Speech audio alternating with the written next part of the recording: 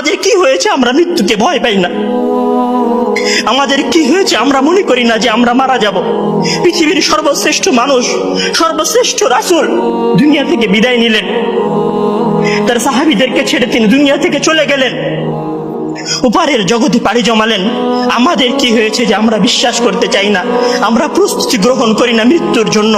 আমি আপনি কি মনে করি যে আমরা চিরদিন বেঁচে থাকব?